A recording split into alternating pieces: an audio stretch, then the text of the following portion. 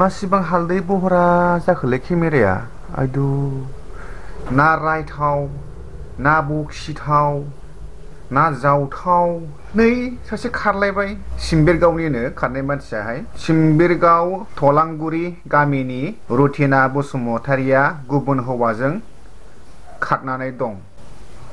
बा माखौ हाबा जायो आरो मानो खारफिनो? आरे खारनो गोसोब्ला मानो हाबा जायोब्ला? नोङो खारनो गोसोब्ला सिख्लायावनो खारदावबाय था, हाबा जानानै खारदावबाय थानाङा, न'खराहाय बायफ्लेलाङो। रनिता बसुमतारिया माथ्र जादोंनो 31 बोसोर। 31 बोसोर 31 एक्ट्रिस अ आच्छा एक्ट्रिसखायसो होमबा बियो खारदावदों मोसौ फालो होनाय बायदि। स' दा ओमफ्राय दुखुनांथाव सासे 9 बोसोर जानाय गथ'खौबो बियो लांफादोंनो। दा फिसाया बेखौहाय मोनफिननो लुबैदों। फिसाया फोरमायनाय बादिब्ला हिनजावा फैया बेखौ जेबो फाजाया, खिन्थु गावनि फिसा 9 बोसोरनि फिसाखौहाय बे बिथाङाहाय बिहरफिनदों। नैबाव दङ, आं बेखौ दा होगोन साइडआवहाय। स' आङो फंनैसो बुंसै दा सिम्बेरगावनि थिनथलांगुरि गामिनि जाखिनि बिरखांनि बिसि रनिता बसुमतारि बिथाङा गावनि फिसाखौ लानानै जुदि नोङो थांदोंब्ला नोङो फैफिन। जुदि नोंथाङा नोंनि फिसाय बिरखांजोंहाय मोजां रोखोमै संसार जानो होननानै हाबा जाबायब्ला मोजां फैफिननानैहाय नोंनि फिसाय बिरखांजों नोङो फैनानै आरामै मोजाङै रायजो जाफैफिन। दा जों गोबां नुगासिनो, सिगांनिफ्राय नुबोगासिनो, दाख्लैनिफ्राय नुगासिनो दङ, हाबा जाखानाय गथ' सासे खांखानाय मानसिफ्रासो फुइट खारो, उरायो, थारमाने उरायोसो, बारजों उरायलाङो। खारा बिसोरो बारजोंसो बिसोर उरायलाङो। आरो सेंग्राफोरनि रावाबो ना ओरैबायदि खाथ्रा सेंग्राफ्राबो दाना बिराद दंसै गाज्रिनो। बिसोर मा सानै मिथिगौ सेंग्राफ्रा, दानि बे बोथोरावहाय सिख्लाफोरखौ हाबा खालामनानै लाब गैयालै, बुहुद खरसा जायो होननानैसो बुंखायो दानि सेंग्राफ्रा। ओमफ्राय ओरैबायदि बुङो हाबा जाखानायफ्रासो थिगलै, बेनोसो गावखौबो जोङो मोनबाय आरो बिनि सायावहाय सासे मोनफायलायबावोसो, गेट वान बाय वान होननानै बुङो। खरसाया खम जायोनो, ओंखायनो बिसोरो सेंग्राफ्रा हाबा जाखानायखौ बिराद माबायो। ओंखायनो साबधान फिसाया बुहुद थाल लानांगौ। जै गावबागाव हिनजावखौहाय आलो गोजोन दोननो हाया, नोंजों हेबगोन खि हेबगोन थामामखा। नोंजों दावराव जानानै बियो खारनो सुथालागोनखि लागोन 100%खा। दा नुवाखै नै रुथिना बसुमतारिया खारबाय फिसायजोंहाय, बिबा मा जायामोन। आरे न'खराव रायजो जानायावहाय एसे एनैया जाखायो। हाबा जाबाय जखन संख्रि फानलुनि, दालिनि, आलुनि, फान्थावनि, बायगननि बुहुद बुस्थुआहाय एसे एनैयाहाय दावराव जाखायो। जोङो बेखौहाय बोराय बुरिसो दावराव जादोंब्ला बोराय बुरिनो सानैजोंहाय जोङो मिलायफिननांगौ जानानै फैयो, नङासै?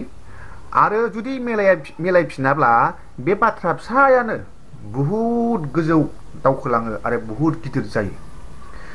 बिदि दावराव जानाय समावनो खारलायलायो, उनावहाय फाथैलाय बिसिलायनाया बिदियावनो जायो। दा बेखौनो आङो बुंनो सानो, जुदि नोङो बिदि खारनानै गोसोखौ सान्थि मोनोब्ला बे आलादा खोथा। नाथाय नोंनि बिमा बिफा बिदा फंबाय आरो नोंनि बाय बाहागि जाथि बंस' आरो नोंनि गामिनि आरो माखासे जोंनि बर' आइजो माहारिफोरनिबो मान सनमान थाङो, नङासै? आरो माखासे सेंग्राफोर बुहुद दं गुन्दानो, हारे साला हाबा जाखानाय होननानै मिथिखासेयावबो लागायो, लाइन मारियो फाग्ला। ओरैबादि सानो खोमा गोसोआव सेंग्राफ्रा, हाबा जाखानाय ट्रेनिं गोनांखा आरो रायजोबो जाखानायखा, जोंहा देनांहाय रायजो जानायावहाय खस्थ' मोननाय नङा, ओंखायनो लागावनांगौ हाबा जाखानायखौ लाना खारनांगौ, बिदि नंखायो बेयो। आरोथ' दानि बांसिनानो हाबा जानाय बिथांमोनाहाय गथ' जोनोम होनायावथ' नर्मेल जाखाया साफा सार्जारि ना सिजारिं जानोसै बास गथ'खौथ' नर्मेल जन्म होनो रोंखाया गोबाङानो बांसिनानो सार्जारि सिजारिं खालामजाबाय थायो बहुद थाङो खरसायाबो ओंखायनो दाना बेखौनो गिबाय सेंग्राफ्रा खरसायाबो बहुद थाङो बेखौनो सेंग्राफ्रा गिबाय मिथिबायना ओंखायनो सेंग्राफ्रा दा हाबा जाखानाय सेकेन्ड हेन्डखौबो लासै हाबा जाखानायफ्रासो बिदिखौ रोंखानोसै बिदिखौ रोंगौ रायजो जानोबो रोंगौ गथ'बो खांनो रोंगौ होननानैसो सेंग्राफ्रा दा बुरि हाबा जाखानायखौसो लाना खारसै क्या बात ओजों ओमफ्राय जाम्बि जाम्थि सिख्लाफ्रा आन्दायलाबायनानै सोरनाबा गदाय खारसनला हैनोसै सोरबा थैहांखौनो लाला हैनोसै बहुद साननो गोनां बाथ्रा बेथ' बे जाबाय दा आङो फंनैसो बुंबावनोसै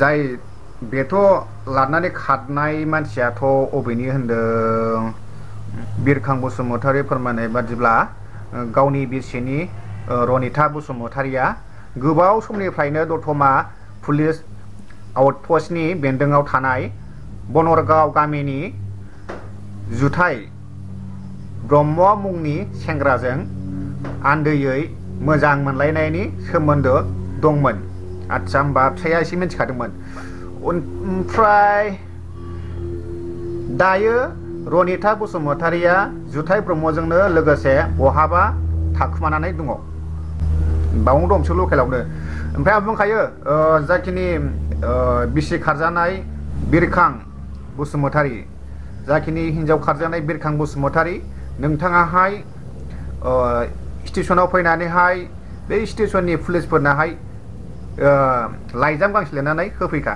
थारमाने बिसोर ट्रेनजों गाखोनो हायो थांनो हायिनि नोंनि जाखिनि आउट पस्ट बाहाय इजाद होखा ओमफ्राय हजोंहाय बेंगालुरावहाय कर्नाटकनि माखासे जोंनिनो बड' टिम दङ दा बिथांमोनाहाय बहुद मोजां खामानि मावगासिनो दङ दा ओमफ्राय नोंथाङा बिसोरनोबो खबरखौ हरना दोनखा अब्लानो नोङो थाब मोनगोन 9 बोसोरनि गथ'खौहाय जाहाथे खारनाय रथिना बसुमतारीया थाबैनो थाब फिसायनो गथायफिनो आरो फाथैलाय बिसिनि गोसोब्ला थाबैनो थाब बिसिलायो आरो जाय हौवाया लाना खारदों थाबैनो थाब बेखौ लायो जाहाथे गुबुन जाथिया मोनलाङा आंनि बुंनायखौ दुखु मोनदोंबा नोंथांमोननिसिमबो क्षमा बिबाय आरो नोंथांमोना जुदि आंनि भिडिअखौ नायजोब्बायब्ला गोजोन्थों आरो गोदानब्ला साबस्क्राइब खालामना थां आरो बेजों लोगोसे लाइकबो खालामना थां आरो हाथारोबा नोंनि आसिया मेंनो रोङाब्ला कमेन्टबो खालामनो थांदो अके